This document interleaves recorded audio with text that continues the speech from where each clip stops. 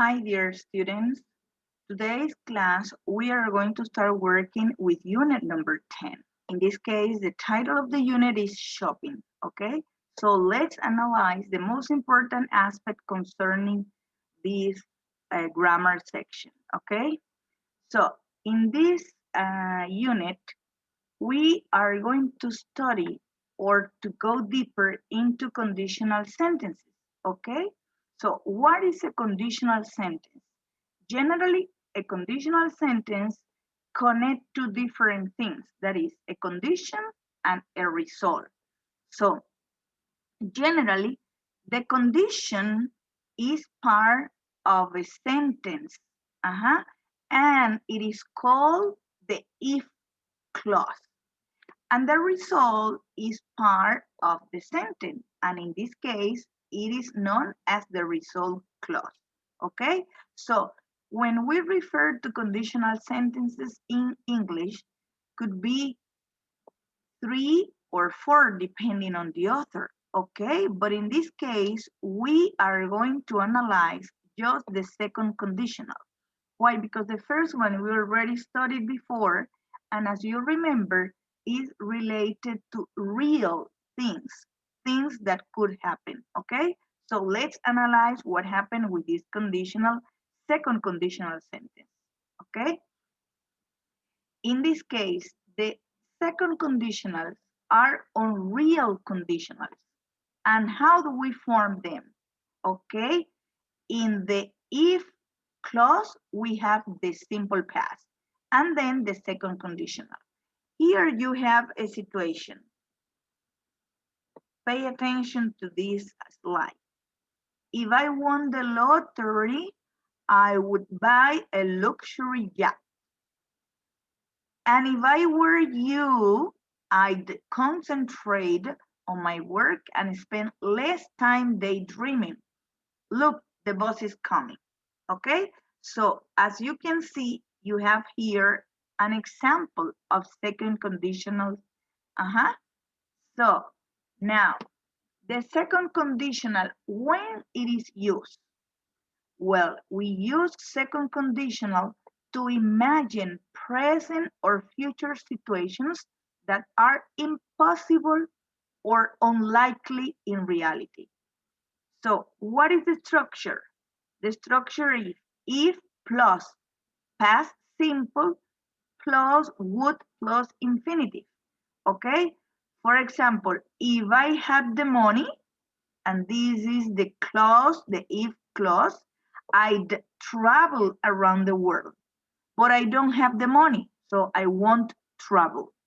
Okay? So another example, if you traveled less because of me, I'd feel worse. And pay attention to the apostrophe D.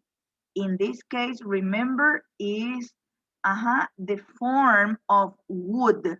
Okay. What about the third example? If you went to bed earlier, you wouldn't be so tired. Okay. So that is the form in which we form the second conditional. Okay. Now, there is some important information that you should know about the if clause. Why? Because if the verb to be is in the if clause, use were and not was in the first and second person singular. It is grammatically correct and it is much more used than the correct form of the verb to be. So what happened then in the main clause? The main clause should contain would, or you can also find could or might followed by the infinitive without to. For example, if I were you, I'd take a holiday. If I were you, I would give up smoking. If I were taller, I would buy this dress. Okay? So, as you can see, in this case, it is used were and not was. Why? Because it is much more common. to use it, okay? And of course, I want to emphasize, it is grammatically correct, okay? So the other aspect we have in our classes is the defining relative clauses, okay? So what is a relative clause? A relative clause, as it is said, is a clause that gives us information about the person or thing that is mentioned, okay? That is just relative clause. However, when we say defining relative clauses, it is because that clause gives us essential information. That is information that tell us who or what we are talking about.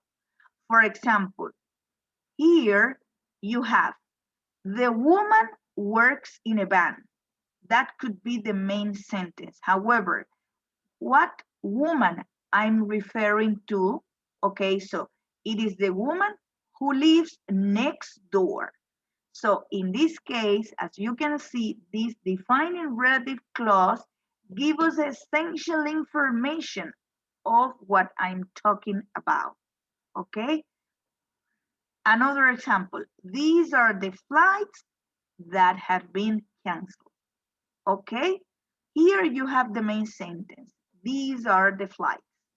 Now, what flights I'm referring to, okay? I need this defined relative clause to specify, to give essential information about that, okay?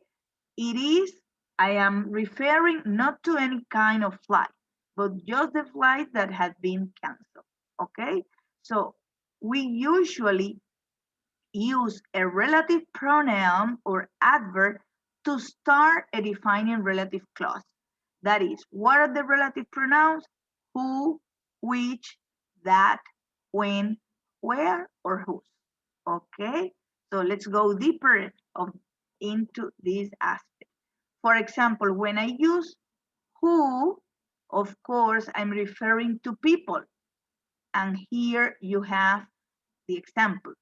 He is an actor who makes science fiction films.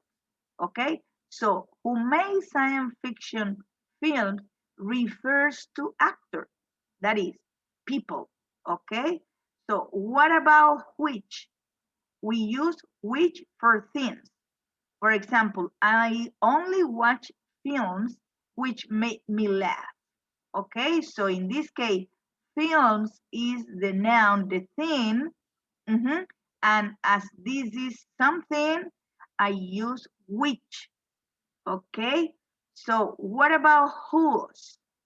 Whose, you use it to refer to possessions. Look at the example.